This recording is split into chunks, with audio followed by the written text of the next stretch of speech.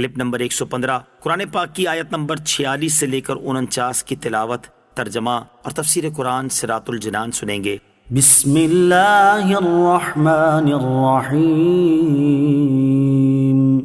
ترجمہ، اللہ کے نام سے شروع جو نہایت مہربان رحمت والا ہے۔ وَيُكَلِّمُ النَّاسَ فِي الْمَهْدِ وَكَهْلًا وَمِنَ الصَّالِحِينَ۔ ترجمہ، اور وہ لوگوں سے جھولے میں اور بڑی عمر میں بات کرے گا اور خاص بندوں میں سے ہوگا۔ وَيُكَلِّمُ النَّاسَ فِي الْمَهْدِ، اور وہ لوگوں سے جھولے میں کلام کرے گا۔ حضرت عیسیٰ علیہ السلام کی 3 شانیں یہاں بیان ہوئیں۔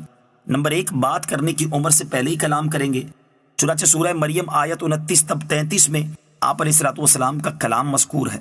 نمبر 2، پکی عمر میں لوگوں سے کلام فرمائیں گے، اور وہ یوں کہ آسمان سے اترنے کے بعد آپ علیہ السلام لوگوں سے کلام فرمائیں گے۔ اس سے ثابت ہوتا ہے کہ حضرت عیسیٰ علیہ السلام آسمان سے زمین کی طرف اتریں گے، جیسا کہ احادیث میں وارد ہوا ہے، اور دجال کو قتل کریں گے۔ لہٰذا جیسے آپ علیہ السلام کا بچپن میں کلام کرنا معجزہ ہے، ایسے ہی پکی عمر میں اس طرح کلام کرنا معجزہ ہے۔ نمبر 3، اللہ تعالیٰ کے خاص بندوں میں سے ہیں۔ حضرت عیسیٰ علیہ السلام کی صفات مجموعی طور پر سورہ آل عمران کی آیت نمبر 45 اور 46 میں حضرت عیسیٰ علیہ السلام کی بہت سی صفات بیان ہوئیں۔ نمبر 1، کلمۃ اللہ ہونا۔ نمبر 2، مسیح ہونا۔ نمبر 3، حضرت مریم رضی اللہ تعالی عنہا کا بیٹا ہونا۔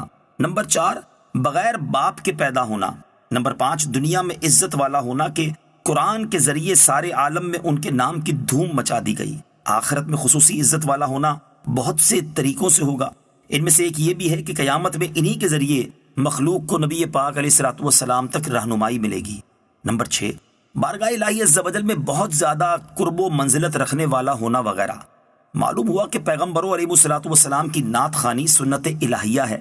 اللہ تعالیٰ اس کی توفیق عطا فرمائے۔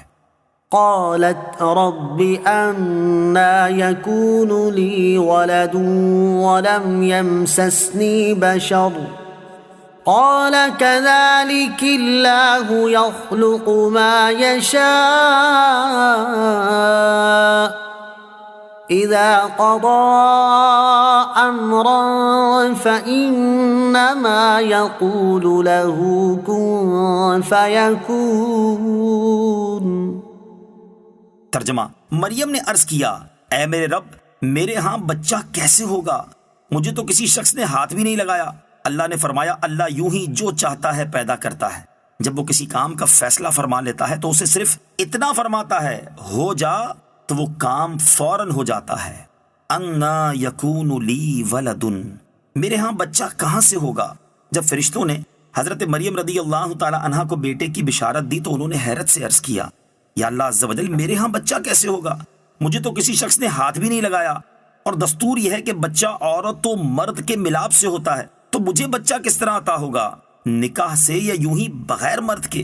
جواب ملا کہ اسی حالت میں، یعنی تم کنواری ہی رہو گی اور فرزند پیدا ہو جائے گا، کیونکہ اللہ عز و جل بڑی قدرت والا ہے، اور اس کی شان یہ ہے کہ جب وہ کسی کام کا فیصلہ فرما لیتا ہے تو اسے صرف اتنا فرماتا ہے، ہو جا، تو وہ کام فوراً ہو جاتا ہے۔ وَيُعَلِّمُهُ الْكِتَابَ وَالْحِكْمَةَ وَالتَّوْرَاةَ وَالْإِنْجِيلَ وَرَسُولًا إِلَى بَنِي إِسْرَائِيلَ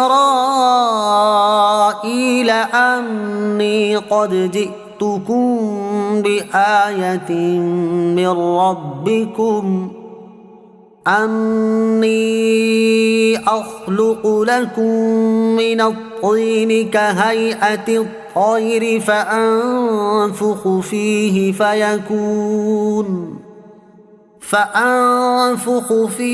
فَيَكُونُ طَيْرًا بِإِذْنِ اللَّهِ وَأُبْرِئُ الْأَكْمَهَ وَالْأَبْرَصَ وَأُحْيِي الْمَوْتَى بِإِذْنِ اللَّهِ وَأُنَبِّئُكُم بِمَا تَأْكُلُونَ وَمَا تَدَّخِرُونَ فِي بُيُوتِكُمْ إِنَّ فِي ذَلِكَ لَآيَةً لَكُمْ إِن كُنتُم مُّؤْمِنِينَ۔